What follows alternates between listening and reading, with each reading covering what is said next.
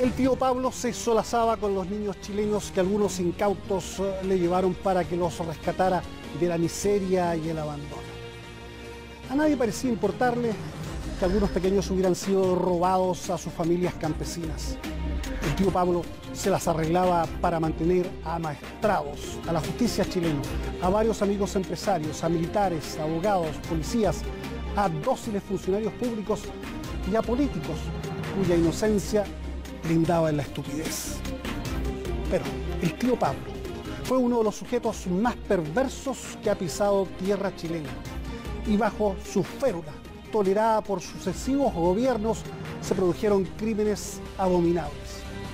Esta noche hablan sus víctimas, los que fueron esclavizados y sexualmente abusados, y las que fueron impedidas de ser madres. Esto es Informe Especial.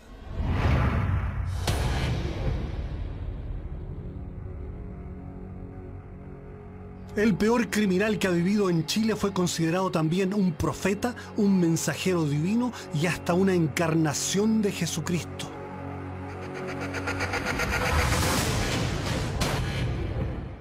Nadie puede negar que no pasó por Chefa, todos pasamos por Chefa.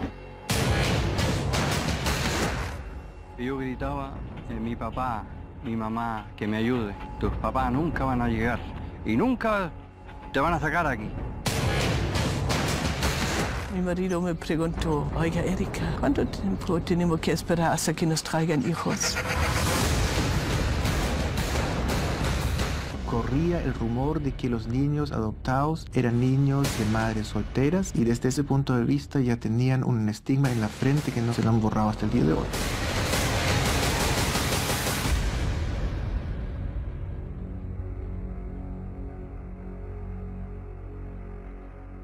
Los niños de Paul Schaeffer.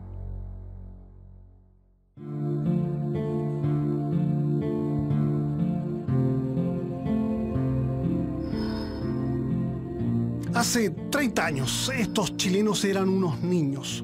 Sus padres campesinos pensaron que en manos de los alemanes ellos ya no enfermarían ni pasarían hambre y frío.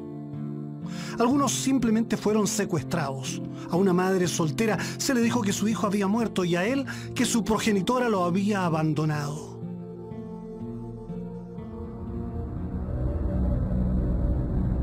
Me enfermé con los bronquios o algo así y me llevaron al hospital y nunca más me devolvieron. Los propios alemanes constantemente veían como una clase inferior a los adoptados y eso se prolonga hasta el día de hoy. Yo llegó como en 4 meses como un bebé, la misma como mi señora, pero yo estaba mucho enfermo. ¿Le dijeron a tu mamá que tú habías muerto? Sí. Son niños robados respecto a los cuales a los padres se les dijo que el niño había muerto en el hospital o se les sacó una firma de adopción falsa en una escritura pública, o incluso hay padres respecto de adoptados que hasta el día de hoy es altamente probable que ni sepan que el niño está vivo.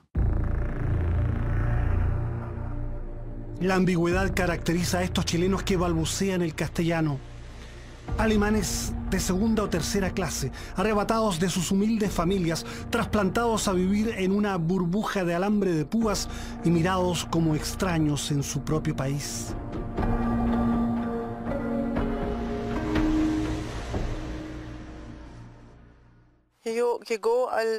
Yo tenía un bebé y a los 4 meses y mi mamá nació a mí y después mi mamá muy enfermo.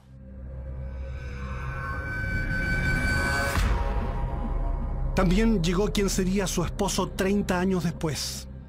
Bueno, yo estaba creciendo y todo, y fue a una casa, ¿cómo se llama?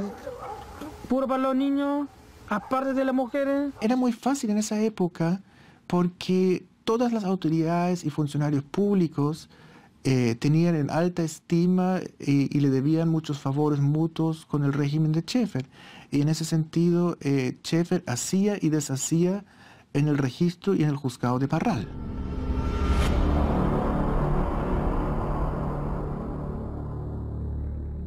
en este destartalado edificio funcionaba el registro civil de Catillo. Aquí se fraguó el destino de criaturas inocentes. Sí, porque en este lugar fueron legalizadas las adopciones de muchos niños chilenos que terminaron convertidos en esclavos de la colonia benefactora Dignidad. En las legalizaciones del registro civil de Catillo aparece siempre la oficial Cristina Alfaro.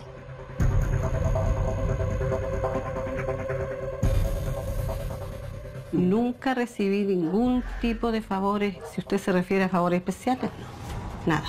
Hay adopciones, entre comillas, que legalmente ni siquiera son adopciones, que son inscripciones paralelas, donde siempre figura la misma funcionaria pública que autorizó ese tipo de inscripción y que es imposible que no haya sabido de todo lo que se hizo dentro de la colonia. Y es más, esa funcionaria pública era visitante y visita ilustre constante en la colonia.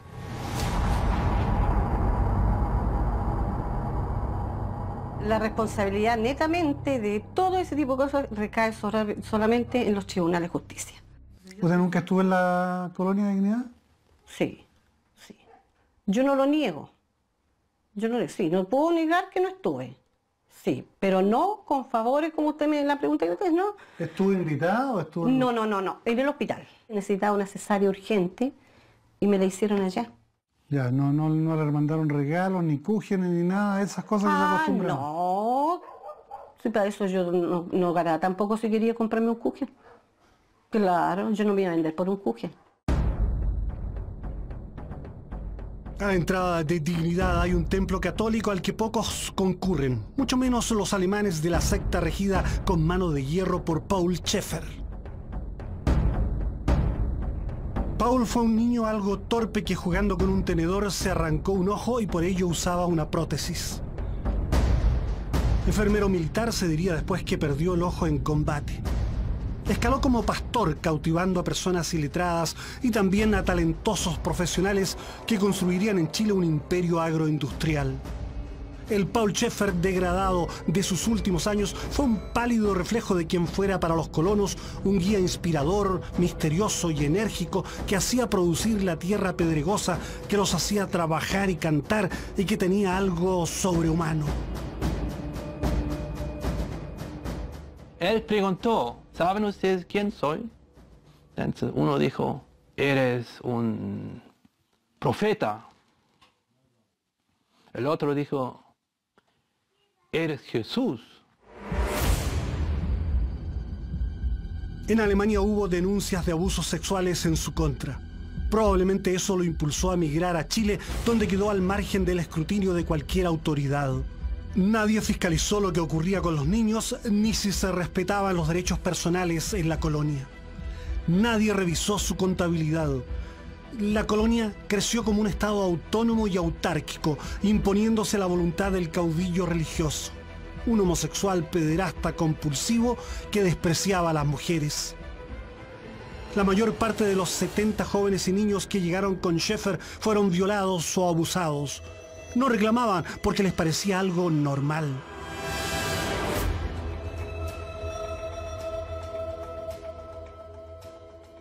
La religión estaba en el corazón de esta comunidad de 300 alemanes y algunos chilenos. El cristianismo era Paul Schaeffer, el predicador capaz, persuasivo y el conductor feroz, implacable, inflexible, que mantenía el orden social y espiritual. La Biblia estaba restringida a unos pocos. Las mujeres se fajaban los pechos. En los bailes y cantos no debían insinuar protuberancias o tentadoras profundidades. Pantalones, maquillaje y lo que hiciera atractivas a las muchachas eran demoníacos anzuelos. La gimnasia se reservaba a los jóvenes. El sexo y el conocimiento de la intimidad corporal estaban proscritos como cosa del diablo. Yo creo hasta que cumplí como 32 años por ahí, yo pensé que los niños cuando nacen, no supe que nacen dentro de la mujer. Yo pensé que un ángel los trae del cielo. No le puedo creer. Y de repente en algún momento nadie lo vea, ningún ser humano lo vea, ahí el ángel lo deja. Yo no supe que la relación...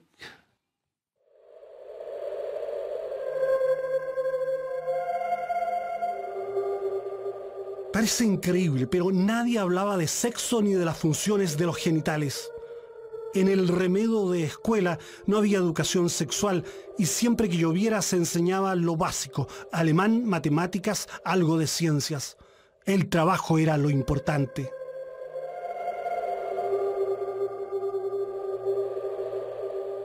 Desde que yo tenía 13 o 14 años, teníamos biología y la profesora nos dijo, los machos en animales fertilizan a las hembras para poder tener crías. Y uno preguntó, ¿pero cómo funciona esto? Entonces ella dijo, en verdad, ¿cómo funciona esto? No puedo decir, no sé. Y esto me guardé hasta que tenía 48 años para tener respuesta. No había posibilidad de preguntar antes. Erika recuerda hoy que cuando tenía más de 40 años logró casarse con otro colono. Anhelaban tener un hijo, pero ni él ni ella sabía muy bien cómo hacer el amor. Nuestro deseo más grande es tener hijos y quedamos esperando un mes, casi 2 meses. Estamos esperando que alguien nos traiga los hijos. ¿No sabía de sexo, que a través del sexo venía el hijo? No, de eso no sabíamos. Estamos esperando y después de un mes o más mi marido me preguntó, oiga Erika, ¿cuánto tiempo tenemos que esperar hasta que nos traigan hijos? Y yo digo, oiga Günther, estoy esperando a usted que diga algo, yo no sé nada. Y al fin nos dirigimos un tiempo más tarde a un doctor. Y después de un control me dijo, oiga Erika, ustedes no hicieron nada hasta hoy día. O sea, usted se casó y siguió siendo virgen durante mucho tiempo. Todo el tiempo, hasta 42 años, virgen. Lloramos día y noche por eso, al entender después al doctor que no podíamos tener hijos. Y no sabíamos cómo seguir con nuestra vida. Annette Ral llegó sola en 1974. Tenía 16 años y no parecía tan cándida como los jóvenes de su edad. Cree ser la única que tuvo sexo con un colono, burlando las draconianas reglas que penalizaban miradas sospechosas y escarceos táctiles entre chicos de ambos sexos. Al tiro una chispa y estábamos enamorados. ¿Cómo te juntabas con él? En el campo de maíz, en el bosque, en el subterráneo. Siempre teníamos nuestras señales. Entonces, la bicicleta, volante a ese lado significa ese, a ese lado significa ese. ¿Y tenías sexo con él? Claro. Muchas veces me castigaron o dijeron, tú vives como una puta y y todo eso. Y yo digo, ¿por qué? Yo tengo un solo pololo desde años. No es la vida de una puta tener un solo hombre. Annette sí sabía de embarazos y los evitó. Trató de casarse después, pero no se lo permitieron. Para las 3 hermanas Schurgeles, el sexo llegó tardíamente. Yo tenía la primera relación con 48 años. ¿La primera relación? Sí. Antes ya no sabía qué es sexo, ni sabía qué es amor. ¿Qué pasó con su hermana? Ella estaba en un grupo que fue un tiempo en el Neukra, en el nuevo hospital, mucho tiempo allá. Una vez yo estaba allá, estaban todos acostados en cama, sin estar enfermos. Y me di cuenta, todos estos no tenían hijos después. ¿Y qué había pasado? Les trataban con corriente en los genitales, en la pechuga también.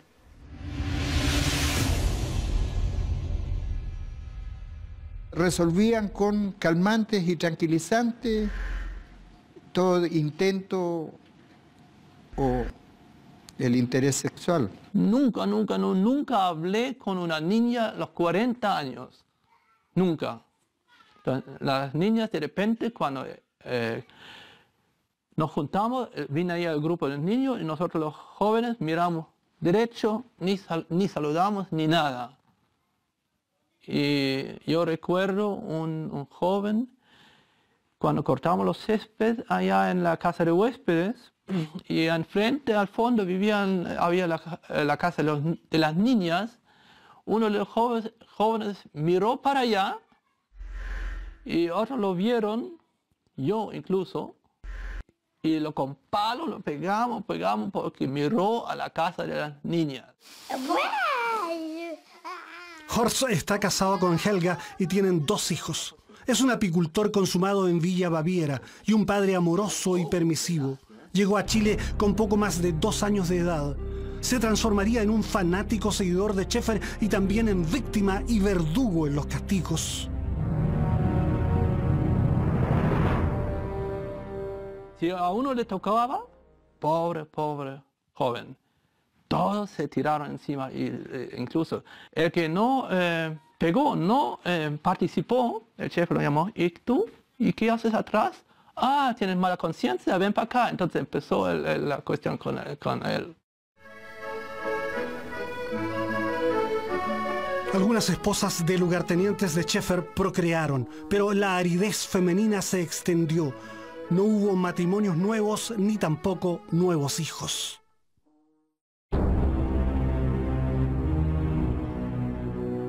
Schäfer vive sin sobresaltos. Nadie desafía su poder y dignidad se amplía a más de 14.000 hectáreas. Se inauguran un restaurante en Bulnes y una rentable chancadora junto al río Itata. Pan, tortas, mermeladas y cecinas se venden en el Jumbo. A la proverbial laboriosidad alemana se agregan el trabajo esclavo, el no pago de impuestos y aportes previsionales, la internación de maquinaria libre de derechos y los negocios ilícitos. Se descubriría 15 años después un arsenal destinado probablemente al tráfico. El arsenal estaba enterrado a 4 metros de profundidad, a un costado del casino familiar, ubicado en la localidad de Bulnes, a 80 kilómetros de Concepción. Sabía que algunas personas manejaban armas, pero como siempre había el comentario que esta gente era perseguida o que podrían ser blanco de algún grupo extremistas, y por esa razón habían sensores, habían cámaras y había un control en la entrada de la puerta donde tenía que identificarse cada persona con su cédula de identidad. Bueno, a lo largo de toda esta alambrada, en distintos postes, se habían disimulado equipos refinados que no se conocían en Chile, justamente para evitar huidas. Eran sensores que estaban aquí emplazados justamente para evitar intrusiones y también salidas de personas desde la colonia hacia la libertad. Nadie salía de la colonia sin un permiso de Schäfer y quienes lo hacían se espiaban, delatando eventuales contactos con extraños. Cualquier falta meritaba una Strafe, un castigo, y todos temían los apaleos. Schäfer decía, Liebe ist hart, el amor es duro.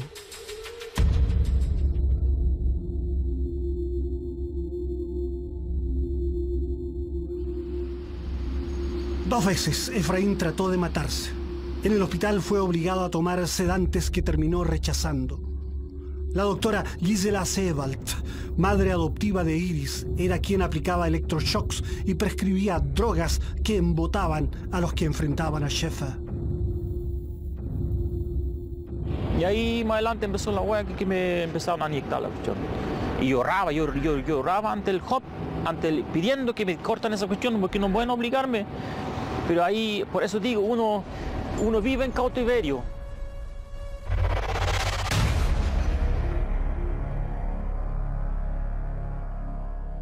Esta era la pieza de Paul Schäfer. tiene una ventana a prueba de balas, recibió una pedrada y él habilitó una puerta para tener un baño privado en el cual él bañaba a los niños y abusaba sexualmente de ellos. Una de las víctimas fue Efraín Vera, un adoptado que hasta su adolescencia fue el juguete sexual favorito de Sheffer. Pero ese es un viejo asqueroso. El viejo no tenía ni... Perdóname, no tenía ni erección. Y siempre el bueno estaba en la cama. A mí me obligaba a estar con él ahí desnudo. El viejo asqueroso, uno tenía que tocar. ¿Ya? Pero el viejo no tenía ni fuego. Estaba muerto. Rara vez los padres adoptivos se comportaban como padres amorosos o al menos involucrados en el destino de sus hijos, entregados a la voracidad sexual de Sheffer.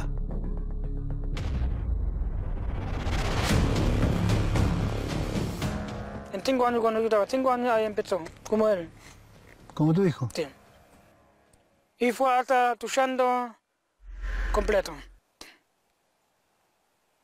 Sexo completo. Sexo completo, como quiera. ¿Qué edad tenías tú cuando terminó esto? Cuando el Polchef se fue, ¿qué años se fueron? 97. Sí. ¿Todo ese tiempo? Sí. ¿Alguna vez fue abusado adentro de Colonia Dignidad? No, abusado no.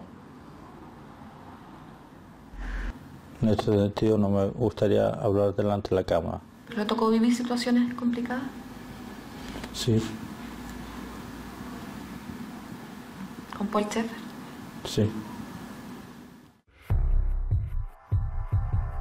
Patricio Castillo tenía 11 años cuando a fines de los 60 llegó a la colonia en el primer grupo de adoptados.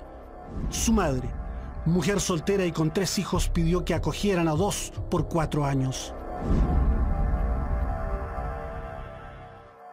La despedida de la mamá era muy difícil, triste, porque no sabíamos para dónde íbamos. Había escuchado que pasaban cosas raras, pero en ese tiempo uno es menor de edad, tiene que obedecer lo que le dice la mamá.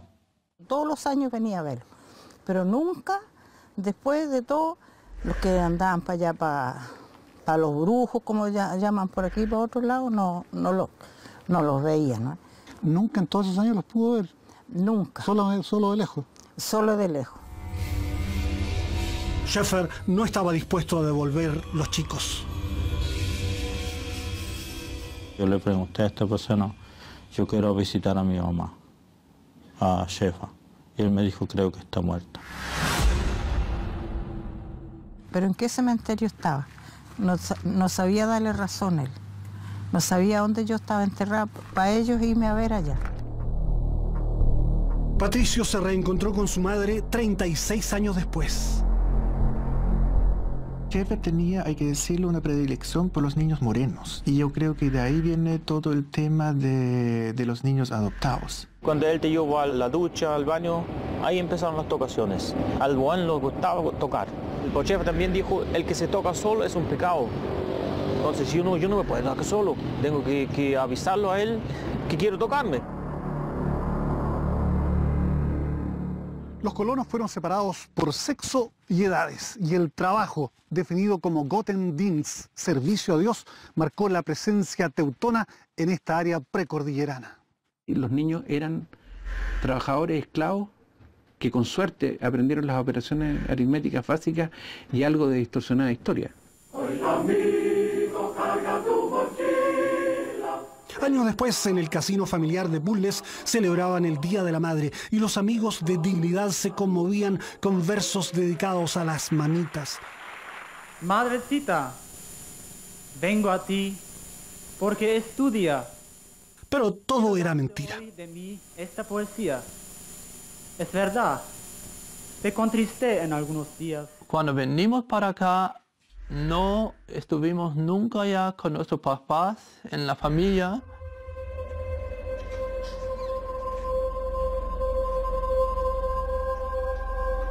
Lo que más recuerdo, lo que más impacta es esa monotonía una soledad muy impresionante y toda la gente cubiertas con un manto de ignorancia y miedo. Schaeffer me había dicho que era mucho mejor que los niños vivieran en un sector, las mamás estuvieran en otro sector, los papás en otro sector. De esa forma era mucho más productivo. A veces íbamos al colegio y no hacíamos las tareas, por el trabajo que debe ser recoger los fardos, la cosecha, los sacos de trigo de los potreros. Eran modernos esclavos. Bien lo sabe este ex colono, hoy abogado que lucha por compensaciones para sus compañeros de servidumbre. A los 20 años decidió irse de la colonia para, según sus palabras, comenzar a vivir. En ese momento no hablaba castellano o mínimamente castellano, no tenía ninguna formación de colegio, ni siquiera tenía rendido el octavo básico, ningún tipo de enseñanza. Yo estaba parado en la calle, tenía 20 años, estaba frente, por ejemplo, a un semáforo y no sabía cómo cruzar la calle, aunque no lo crea. No todos los niños estaban obligados a ejercitarse con instrumentos musicales en sus pocas horas libres. Para Iris, adoptada por el profesor Gerd Sebald y su mujer, la doctora Gisela Grülke, no hubo música. A los 2 meses, ella había enfermado de parálisis infantil y fue tratada en Villa Baviera. Su madre moriría después en el mismo hospital, convencida que su pequeña sería feliz en la colonia. Iris se recuperó, pero no guarda buenos recuerdos de la infancia. 3, 4 años en la escuela y después no más escuela, trabajando. Duro, duro, duro. No junto con los otros niños. Solamente con mi jefa y con las trabajadoras de la gallinería, así nomás. Me mandaron por castigo, e hicieron una casa y yo tenía que sacar los clavos de las tablas, todo un día. Era un montón de madera y yo tenía que sacar los clavos. ¿Cuántos años tenías? Sí, 8 años. Hombres, mujeres y niños desbrozaban campos, construían caminos, abrían canales, levantaban casas colectivas y galpones industriales. Nadie recibía sueldo ni se pagaban impuestos. Yo lo describo como un sistema de inspiración nazista, fascista, pero a su vez tenía la contradicción que era un sistema comunista de modo de vida más que comunista, incluso bolchevique. Entonces era un collage muy extraño, o sea, una mezcla entre bolchevique, comunista y nazi, o sea, redundando en último término en un régimen totalitario. Todos los fines de semana, todos los festivos, domingos, siempre allá trabajando. No había ningún día de descanso, ni nada. No teníamos pasaporte ni dinero, ni hablamos español, entonces no teníamos ningún contacto y yo no sabía a quién puedo pedir ayuda. Eran felices, decían, trabajando desde que amanece hasta que se oscurece. Si era necesario seguir, continuaban trabajando. El pastor Adrián Bravo fue un ferviente partidario de dignidad. Se hizo amigo de Schaeffer promoviendo la defensa de la colonia. Le pareció una obra divina a la que criticaban por motivos políticos. Fue mi primera impresión de ser un grupo muy feliz y muy cristianos a la vez, que ellos no solamente predicaban el amor, sino que lo concretaban.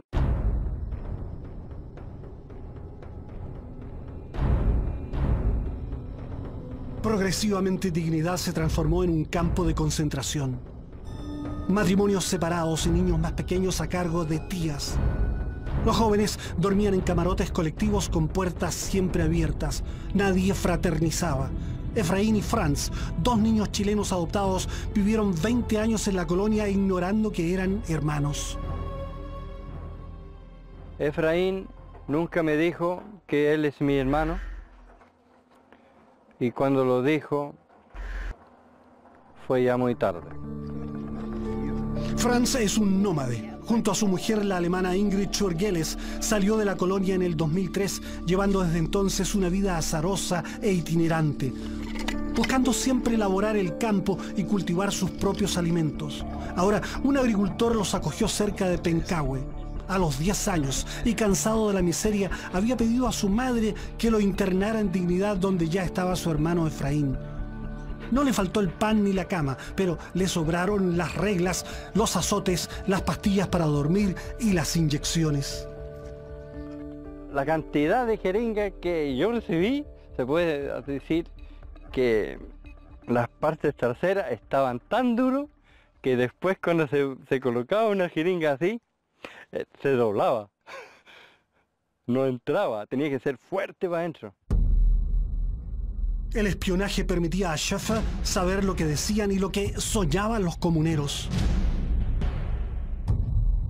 Soñé una vez que yo tenía que matar a Schäfer. Eso soñé una vez.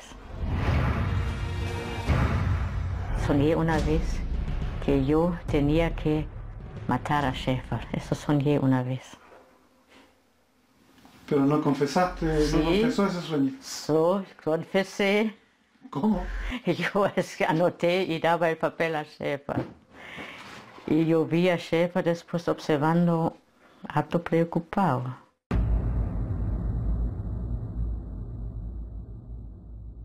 En las reuniones comunitarias, hombres y mujeres debían confesar públicamente sus pecados reales o supuestos y enfrentar castigos a veces crueles. Casi todos los días eran reuniones donde uno hablaba del otro solamente para castigar, porque de repente hay gente que se salía del grupo porque tiene como se llama, quería hacer sus cosas, quería salir hasta pololear. Entonces, si alguien cachó hablando y ya. En grupo lo retaron hasta que dejaron inconsciente en la sala. Efraín era rebelde en su juventud y pagó el precio. Schmidtke, un buen pero grande, con las manos como me pegó aquí y me reventó el tímpano. Y con un dolor, ya, y yo me quedé callado porque, pucha, con tanto sufrimiento y uno ya no tiene la fuerza, tampoco tiene los medios para que te escuchen, para que dicen, pucha, vamos a ver qué tienes. Toda mi vida con Schäfer, con miedo, con mucho miedo. Iris padeció parálisis infantil y no era apreciada por Schäfer. Y pujan a mí y yo cayó y pegó a mí en la nariz y quebró. Iris Sebald, ahora con su recuperado apellido Leiva, se expresa torpemente en castellano, pero junto a su marido Sergio, que también recuperó su apellido Campos, se comunican fluidamente en alemán. Todavía tiembla al recordar cuando Schäfer la aterrorizó con su pistola luego que ella confesara que le temía. Hat dann die Pistole genommen und hat mir den hier drauf gehalten und hat mich gefragt, soll ich schießen oder nicht? Pronto advirtió Schäfer la conveniencia de tener buenos abogados y aceitar contactos con jueces, políticos y policías. Conversando con el jefe de la comisaría de la Policía de Investigaciones de Parral, que para la Navidad recibe un pan de Pascua, un salchichón, ¿no es cierto?, que es enviado en materia de relaciones públicas por Villa Baviera a cada uno de los jefes de los servicios públicos de Parral, de Linares. Entonces son cosas pequeñas, pero que van contribuyendo a tener una red cero costo. La unidad popular no significó cambios en dignidad. Mientras se acentuaba el antimarxismo de los colonos, ya resentidos con el avance comunista en Alemania Oriental, hubo más recursos públicos para el hospital. Una nueva prueba de la habilidad política de Paul Schäfer, de ser capaz de mantener, por ejemplo, no hubo expropiación de las parcelas o las tierras de Colonia Dignidad. El golpe de Estado fue una buena noticia para los colonos y el enclave alemán se transformó en uno de los más secretos centros de tortura, detención y aniquilamiento de opositores. Numerosos testimonios revelaron que en los subterráneos de Villa Baviera se torturó a detenidos mientras en la superficie todo seguía normal. La inteligencia interna de Dignidad colaboró con la DINA.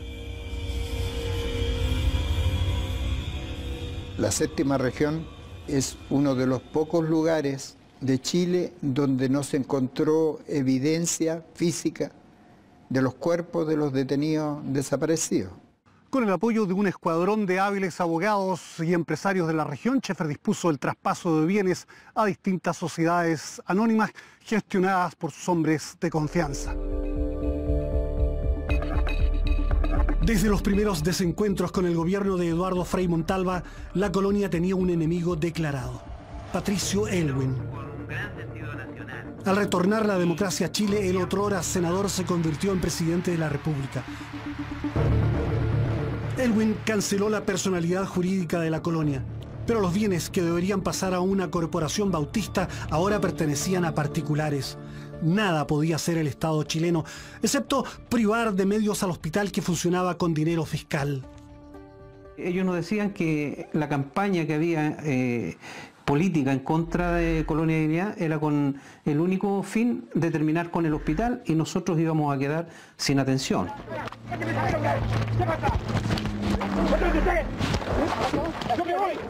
Los periodistas, entre ellos Marcelo Araya, que el año 89 realizó un informe especial que desnudaba inquietantes facetas de la secta alemana, eran rechazados, tratados de cerdos, Schweinen, y golpeados por integrantes de la vigilia permanente.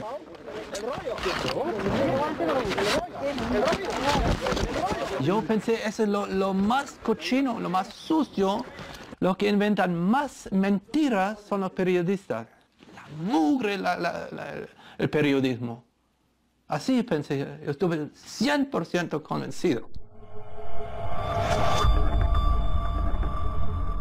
Vecinos de Parral, Catillo y San Fabián defendieron al hospital que suponían en peligro. Los parlamentarios Sudi, Hernán Larraín y Osvaldo Vega y Felipe Letelier del PPD apoyaron el movimiento. Nuestros gobiernos tuvieron, estoy hablando de la concertación, tuvieron mucha responsabilidad desde el punto de vista de dejar hacer. Usted critica al Estado, pero usted era representante del Estado, usted era parte de un poder del Estado. ¿No asume una responsabilidad en eso que pasó?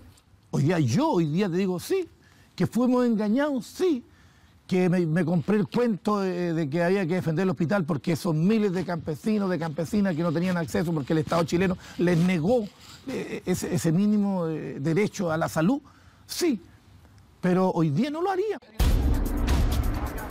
Con la única excepción del senador Sebastián Piñera, la derecha pidió la inconstitucionalidad de la disolución de la colonia, lo que fue rechazado por el Tribunal Constitucional. En 1998, la derecha negó incluso la investigación de violaciones a los derechos humanos cometidas en Dignidad.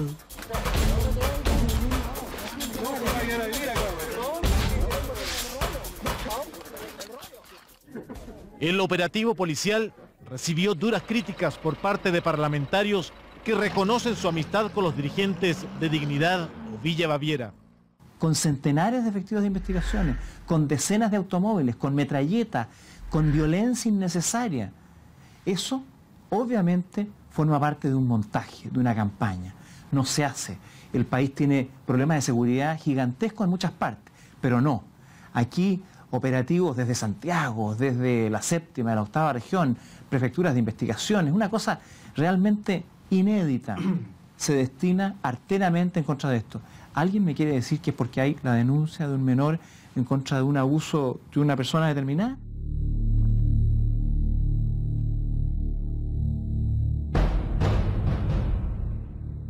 Pensando en mejorar la relación de la colonia con los pobladores, el pastor Adrián Bravo hizo una propuesta irresistible para un pedófilo.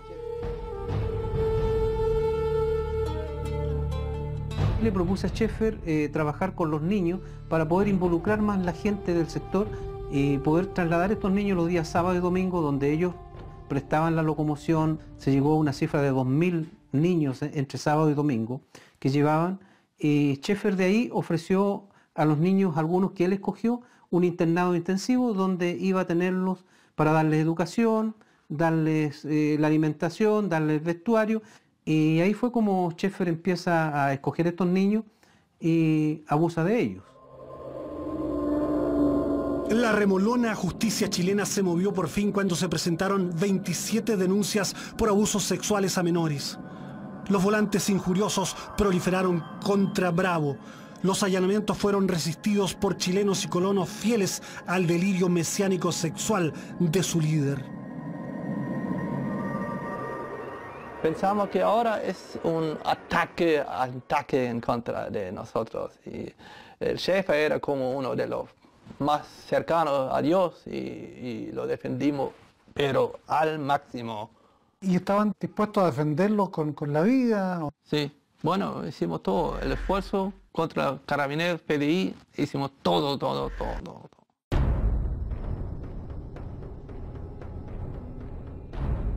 En 1996, parlamentarios de derecha, entre ellos Hernán Larraín y Sergio Fernández, reclamaron por un operativo policial que pretendía detener a un anciano de cerca de 80 años que además sufre la pérdida parcial de la visión. Pero ese anciano continuó abusando de niños chilenos, según sentenció la Corte Suprema en 1997, cuando enjuició a varios jerarcas de la colonia que alimentaron con decenas de niños chilenos la pasión pedófila del alemán.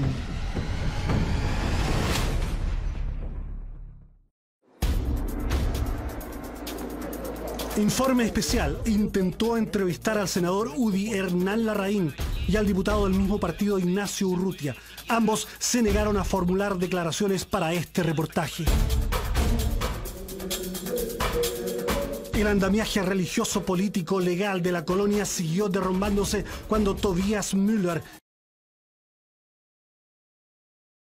y Salo Luna huyeron poco después de simular una entusiasta defensa de la colonia.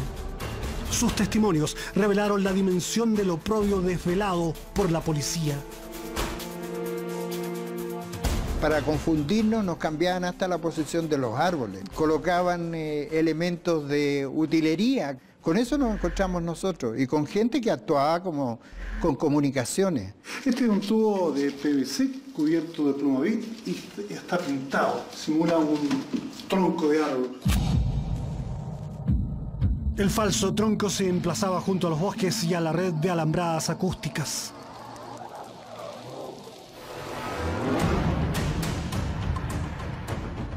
En 1997, un chofer forrado en dólares, 2 guardaespaldas y su hija adoptiva huyeron a Argentina.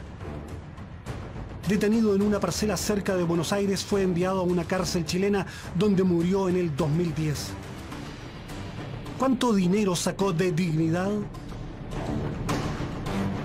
Creo que tal vez unos 20 millones. ¿De dólares? Sí, en todos esos 40 años que existía ese sistema, hasta el 97 o 98 por ahí. 4 cómplices de Schäfer cumplen condenas en la cárcel de Cauquenes y el quinto, el doctor Hartmut Hopp, escapó a Alemania. Todavía hay ciertos recelos con el periodismo en Villa Baviera. Friedhelm Seidner, quien fuera guardaespaldas de Schäfer, es hoy el jefe de seguridad. ¿Pero por qué estás inquieto? ¿Por qué? ¿Te molesta la cámara? No quiero aparecer por todo el mundo, después usted mismo debe conocer las cosas como son. Quiero aparecer por todo el mundo, después usted mismo debe conocer las cosas como son. Procesado por encubrimiento de abusos deshonestos, Seidner no está cómodo con Informe Especial porque, explica, tiene otro proceso pendiente. Encima tengo otro juicio que es asociación ilícita, ¿ya? Me metieron ahí, entonces ni quiero aparecer en televisión. Excolonos denuncian que los cambios han sido cosméticos en Dignidad. Colonia Dignidad, sus jerarcas siguen haciendo lo que quieren. Siguen mandando desde las sombras el peso moral, entre comillas, o su omnipresencia está en todas partes y se respira en el aire. El patrimonio se ha diluido en un holding de empresas sobre el que los colonos accionistas tienen poca influencia. Desde Alemania controla todo un elusivo personaje, Falk Spahn. Manda y ordena todos los procederes y detalles dentro de la colonia, siendo una persona que no es excolono. Spahn dispuso que en Villa Baviera los ex colonos, incluidos los chilenos Sergio Patricio, José Ángel, Iris, paguen arriendo. Sergio, cuyo español es peor que el de los alemanes, e Iris son los felices padres de Freddy. Ambos siguen viviendo en una casa que remodelaron en la villa. Yo no quiero pagar bien porque yo trabajo más de 30 años aquí en la villa, y como la plata antes que estaba yo trabajando, ¿quién me paga? Nadie. ¿Por qué tenemos que pagar arriendo nosotros? ¿Por qué? Gastamos nuestros pulmones, nuestra espalda la gastamos y ahora tenemos que pagar más encima arriendo.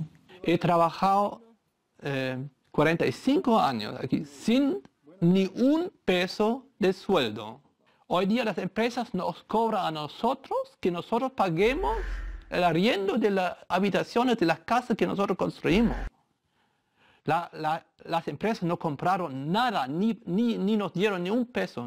Trabajábamos de sol a sol, bajo la mano de Paul. Martin Matussen es hoy el gerente de Prodal, una empresa rentable del holding de la ex colonia que elabora alimentos. ¿Pagarán alguna vez indemnizaciones a las decenas de personas abusadas y esclavizadas aquí?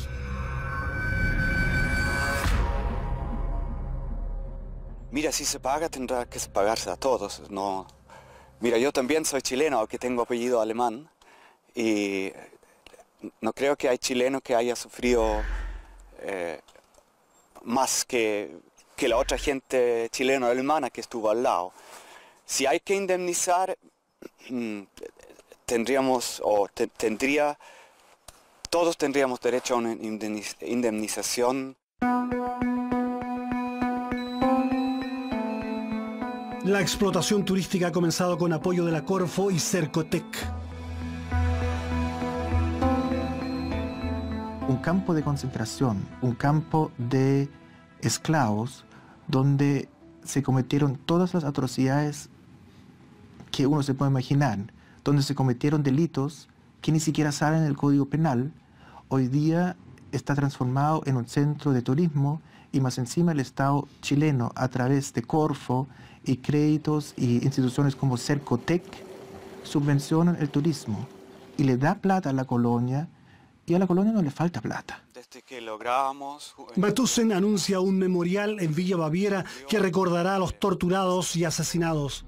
Ya hay un recorrido con guía que muestra la ruta de Schäfer desde el cuarto en el que abusaba a niños hasta la oficina que usaba para los encuentros con su séquito.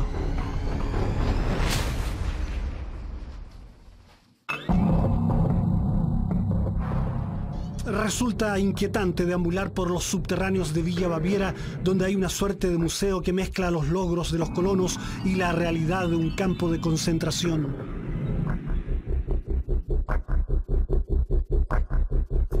La colonia muestra como ya vamos al turismo. Está bueno el turismo. Ellos ni saben si están caminando sobre autos escondidos, ni saben si están caminando sobre desaparecidos, no saben.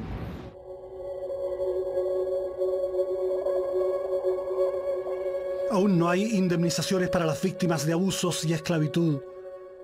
Chile y Alemania no se han hecho cargo de los efectos de su desidia de 50 años. La vida sigue en Villa Baviera, aunque ahora no hay mano de obra esclava. Solo quedan unos 150 alemanes, la mitad ancianos. Otros volvieron a su país donde reciben pensiones, incluido el prófugo Hartmut Hopp.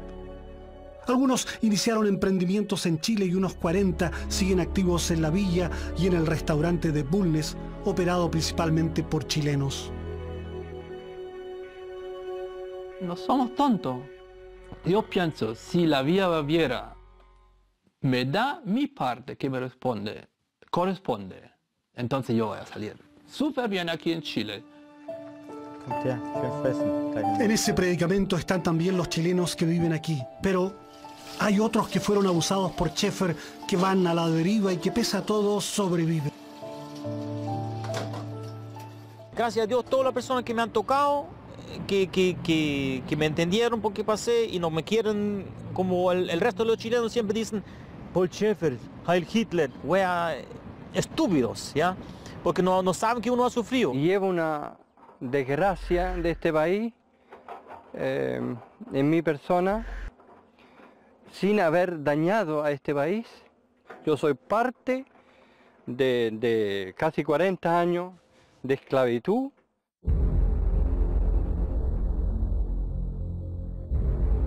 ¿Cuándo habrá compensaciones a los explotados en dignidad? ¿Cuándo podrán ser resarcidos siquiera en parte por sus vidas sexualmente castradas? ¿Por la esterilidad forzada de tantas mujeres? ¿Cuándo escucharemos pedir perdón a los políticos que contribuyeron al cotidiano espanto de la colonia? ¿Cuándo asumirán los gobiernos chileno y alemán sus responsabilidades al permitir que durante más de 40 años se mantuvieran los abusos sexuales y la esclavitud en Chile? ¿Cuándo?